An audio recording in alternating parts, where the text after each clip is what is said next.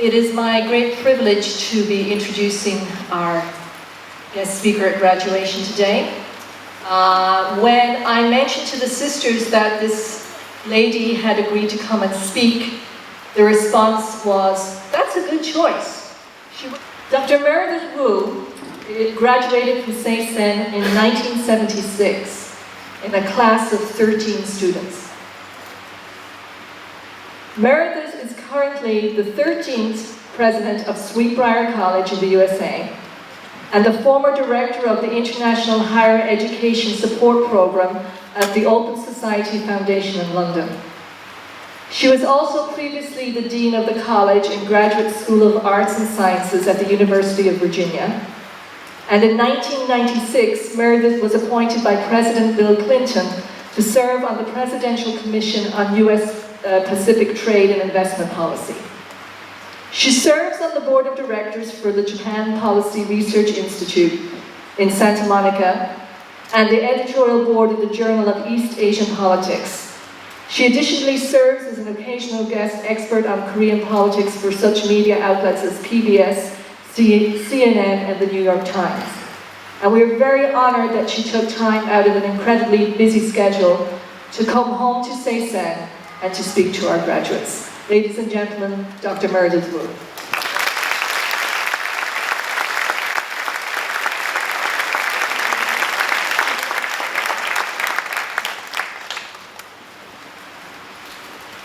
Thank you, Colette. I can't tell you how pleased I am to be here today and with this wonderful class of 2018. I'm particularly pleased and humbled that Sister Asuncion is here with us today, and Sister Contessa and Brother Henry. I've known them very well in my time here. They have been the bulwark through many generations here of students, connecting us together. You know, one of the things that I always think is truly great about the Catholic Church is the great importance of excellent education that they provide for people from around the world. It's an education that emphasizes constancy, that emphasizes clarity of thinking, and that emphasizes the importance of gratuity, of love that surrounds us in a setting like this.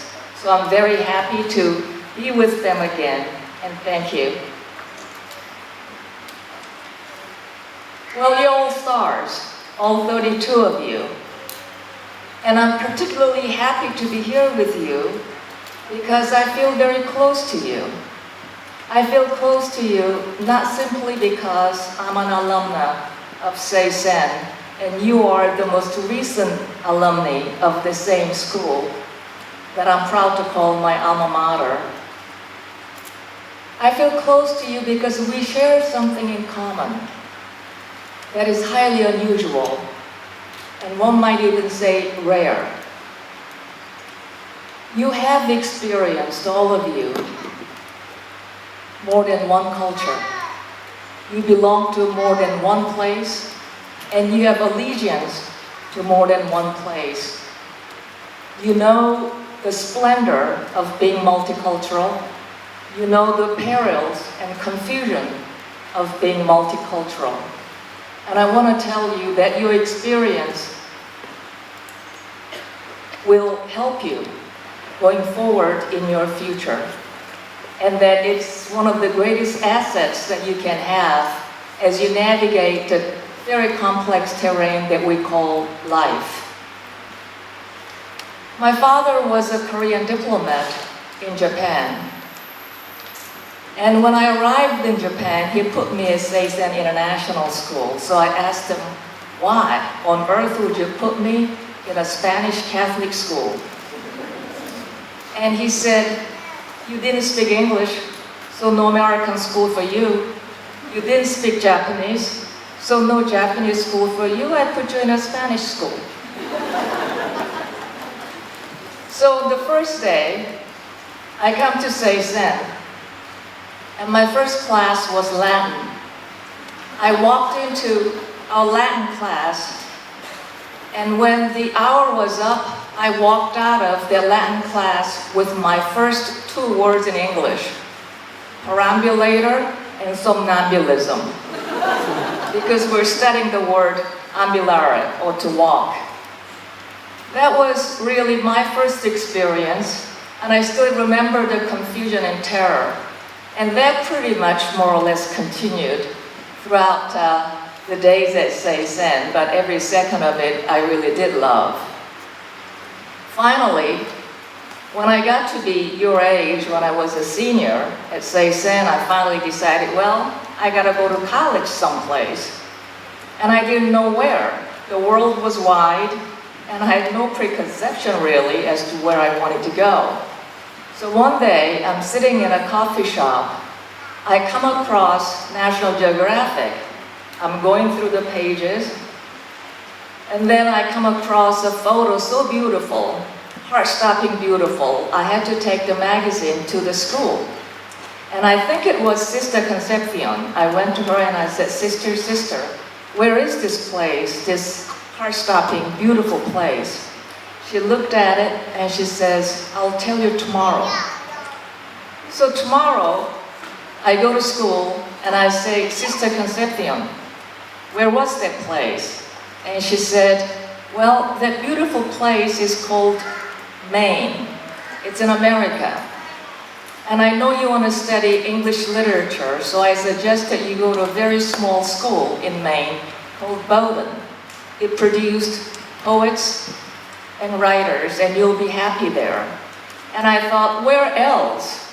Except at Seisen, where a Spanish nun tells me where to go, especially in a place that she also said, you will feel very happy there because it's a cold and rugged place like your home country. She was right, I was very happy there. But being multicultural and having a deep understanding in your heart that no nation and no society holds a nostrum that is better than anybody else's, as wonderful as it is, can be a difficult proposition. As young people, as you go forth in life, in college, one of the most important questions that you'll be grappling with is, who am I? What am I? Where do I belong? And as you think about where do I belong, I know that there will be temptation to want to belong to mainstream, to want to belong in a comfortable way to one society, to be popular and to be accepted. And it is important to be accepted. It is important to be popular. But I also want to say that there's a benefit to not being part of mainstream while understanding what the mainstream is.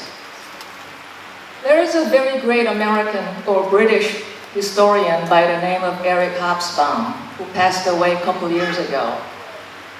Eric Hobsbawm wrote a biography about his life, which was really in many ways the 20th century life. And he was a great historian of contemporary life. He said that as a Jewish person in British academe, he often felt like a person looking at the world with his nose pressed against the window. But he said that having a different perspective, having a diverse perspective, and having different ways of thinking and different experience allowed him to observe things that nobody else observed. That, he said, was the genius of, in some ways, Jewish life in the 20th century, and the reason for why Jewish people have accomplished so much disproportionate to their number. One might say the same about the Chinese in Southeast Asia in the last couple centuries.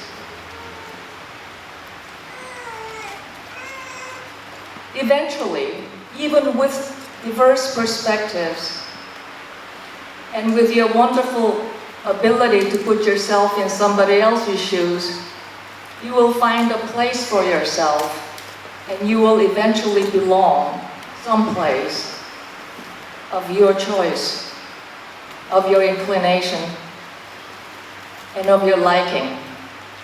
And I think that will be so wonderful, and I'm so very happy for you when I think about the future that you craft out of your multiple perspectives. You'll be dancers, maybe. You'll be artists. Maybe you'll become scholars, historians, scientists, businesswomen. And in whatever you do in your life, I know that there was a base inside your heart that was given by this school, a school like this, that allowed you, that helped you become people capable of tremendous love and hope and trust. So go forward and crush it. I'm so proud of you. Thank you.